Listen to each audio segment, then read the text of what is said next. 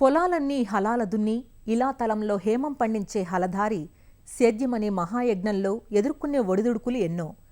మన్నులో మన్నుగా కలిసి ఆరుగాలం చెమటోడ్చి ప్రకృతి పెట్టే విషమ పరీక్షల్ని తట్టుకుని చెలరేగే చీడపీడల్ని అదిమిపట్టి ఎరువులు మందులు ధారపోసి పండించిన పంటను అమ్ముకోబోతే అనుకున్న ధర అందక కష్టాలు నష్టాలు దిగమింగుకుని దారీతిన్ను కానరాక వ్యవసాయాన్ని వదులుకోలేక మళ్లీ జవసత్వాలు కూడదీసుకుని యువత ప్రపంచానికి ఆహారం అందించే ఆ మహాక్రతువుకు ఉపక్రమిస్తూ బతుకుబండిని భారంగా లాగుతున్న అన్నదాతలు ఎందరో. వీరిలో చిన్న కమతాల్లో 5 ఎకరాల్లోపు సేద్యం చేసే చిన్న సన్నకారు రైతులే లెక్కకు మిక్కిలిగా ఉన్నారు. అయితే ఎన్నెకరాలు సేద్యం చేసినా 1-2 సంప్రదాయ పంటలపైనే ఆధారపడిన పరిస్థితుల్లో రైతుకు రిస్కు పెరుగుతుంది.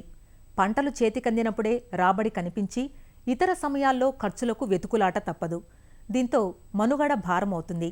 అదే వ్యవసాయానికి సాయంగా పండ్ల తోటలు, పాడి, కోళ్లు, ఇతర అనుబంధ రంగాలను మన స్తోమతకు తగ్గట్లుగా జోడించి మిశ్రమ సేద్యం చేపట్టామనుకోండి, రైతుకు రిస్కు ఉండదు, ఇంటి అవసరాలు తీరతాయి. సాగు ఖర్చులకు, పంటలపై మదుపులకు కావలసిన డబ్బు ఎప్పుడూ చేతిలో ఆడుతుంది. రైతుకు జీవనం నల్లేరు మీద నడక అవుతుంది. మరి మీరేమంటారు? అలాంటి ఓ రైతును చూపించండి అంటారా? చూపిస్తున్నాం, చూడండి మరి. పాడి, పంట రెండూ రైతుకు 2 కళ్ళు. ఈ రెండూ జోడించినప్పుడే జోడెడ్ల బండిలా జీవనం సాఫీగా ముందుకు సాగుతుంది. రైతు చెరుకూరి రత్నాజీ సేద్యం ఇందుకు ప్రత్యక్ష నిదర్శనం.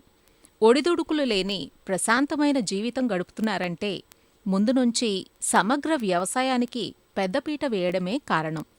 తూర్పుగోదావరి జిల్లా రాజమండ్రి రూరల్ మండలం కోలమూరుకు చెందిన రత్నాజీ వారసత్వంగా వచ్చిన వ్యవసాయాన్ని పుణికిపుచ్చుకుని 15 ఏళ్లుగా సంప్రదాయ వరిసేద్యంతో పాటు కూరగాయల సాగు, పాడి, కాసిని పెరటికోళ్లు, కొద్ది సంఖ్యలో గొర్రెలు, 10 కుంటల్లో చేపలు పెంచుతూ స్వయం సమృద్ధిని సాధించారు.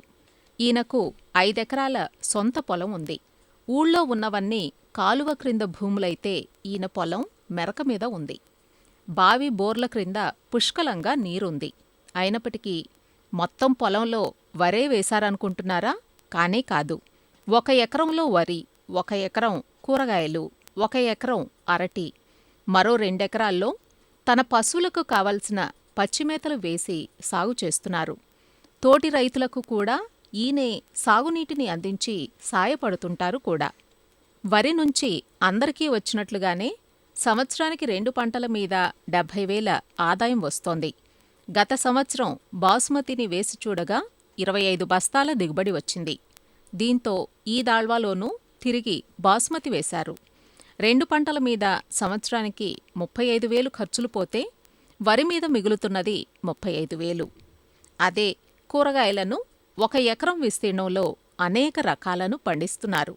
ఇక్కడ లేని కూరగాయ కనపడదు. వంగ, మిరప, టొమాటో, ఉల్లి, వెల్లుల్లి, చిక్కుడు, దోస, బెండ, కాలీఫ్లవర్, ఆనప వంటి పంటల నుంచి ఏడాదికి ఎంత లేదన్నా 70,000 నుంచి ₹1,00,000 ఆదాయం వస్తోంది. ఖర్చులు 20,000 పోగా 50,000 నుంచి 80,000 నికర లాభం కనపడుతోంది కూరగాయల మీద. ఇక అరటి 1 ఎకరంలో ఉంది. కర్పూర, అమృతపాణి, కూర అరటి రకాలున్నాయి. ఇది 3వ కార్సి. ఊతం కర్రలకు, కలుపుకు 10,000 తప్పితే పెద్దగా ఖర్చు లేదు. అలా 50,000 నుంచి 60,000 అరటి నుంచి మిగులుతున్నాయి. అంటే మొత్తం వరి, కూరగాయలు, అరటి పంటలు 3 ఎకరాల నుంచి ఖర్చుపోను ₹135,000 నుంచి ₹175,000 నికరాదాయం వస్తోంది. కూరగాయలు, అరటి నుంచి ఎప్పుడూ కోతలు వస్తూనే ఉంటాయి కాబట్టి ప్రతినిత్యం వీటి నుంచి ఆదాయం ఉంటోంది. మరో ముఖ్యమైన నిత్య ఆదాయ వనరు పాడి. రత్నాజీకి 15 గేదెలు, 10 దూడలు ఉన్నాయి. 15 గేదెల్లో ఎప్పుడూ 10 పాడివి, 5 చూడివి ఉండేలా చూస్తారు. పాడిగేదెల నుంచి రోజుకి 100 లీటర్ల పాల దిగుబడి. లీటరు ₹40 చొప్పున రోజుకు 4,000. ఏడాదికి ₹14,60,000 ఆదాయం. 10 ఏళ్ల క్రితం కట్టించిన షెడ్డుకు తోడు 3 ఏళ్ల క్రితం ₹1,00,000 వ్యయంతో 2 షెడ్లు కట్టించుకున్నారు. ఈ పాడి పరిశ్రమ కొత్తగా పెట్టుకున్నదేమీ కాదు. 10 ఏళ్లుగా ఈయన సేద్యానికి చేదోడు వాదోడుగా ఉంటోంది. పాల మీద వచ్చే ఆదాయంలో సగం వ్యయం కింద పోతే మిగతాది అంటే 7,30,000 రూపాయలు నికరంగా మిగులుతున్నాయి. దీనికి కావలసిన కో3, కో4 గ్రాసాలను 2 ఎకరాల్లో పెంచుతున్నారు. ఎండుగడ్డి సొంత పొలం నుంచే వస్తోంది. అందువల్ల ఖర్చు తగ్గుతోంది. పాడి ఖర్చే కాదు, పాడి నుంచి వస్తున్న పేడ ఎరువు వల్ల వ్యవసాయానికి ఖర్చు తగ్గుతోంది. ఏటా వస్తున్న 20 ట్రాక్టర్ల పేడను సొంత వ్యవసాయానికే వాడుకోవటంతో రసాయన ఎరువులపై ఖర్చు పెద్దగా లేదు. కొత్తగా వెర్మీ కంపోస్టు ఉత్పత్తిని కూడా మొదలుపెట్టారు. పశువుల షెడ్డుకు ముందున్న స్థలంలో ఒక 20 పెరటికోళ్లు, 10 టర్కీ గినీ కోళ్లు ఉన్నాయి. 8 గొర్రెలు కూడా ఉన్నాయి.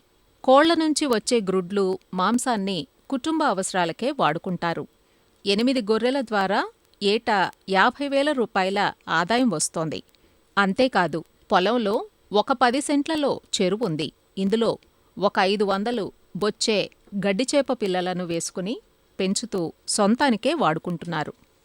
అలా వ్యవసాయానికి వీటన్నింటినీ జోడించటం వల్ల ఒక దాంట్లో నష్టపోయినా మరో దాంట్లో లాభపడొచ్చని, రైతుకు రిస్కు తగ్గి నిశ్చింతగా ఉండవచ్చని, బయట నుంచి కొనుగోలు చేయటం తగ్గినప్పుడు ఉత్పత్తి ఖర్చు తగ్గి రాబడి పెరుగుతుందంటూ చెబుతారు రత్నాజీ.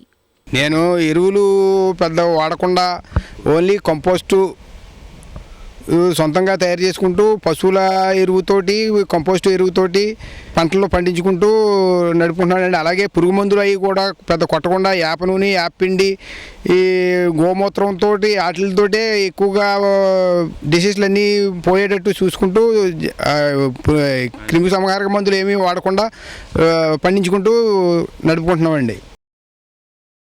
అదన్నమాట.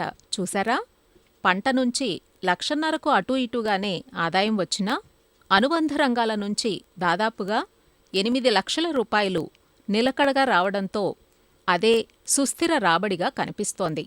ఆర్థిక భరోసాను కల్పిస్తోంది. అందువల్ల సేద్యాన్ని 1-2 పంటలకే పరిమితం చేయక వైవిధ్యం జోడించి చేపట్టే సమగ్ర వ్యవసాయమే రైతుకు శ్రీరామ రక్ష అనటంలో సందేహమే లేదు.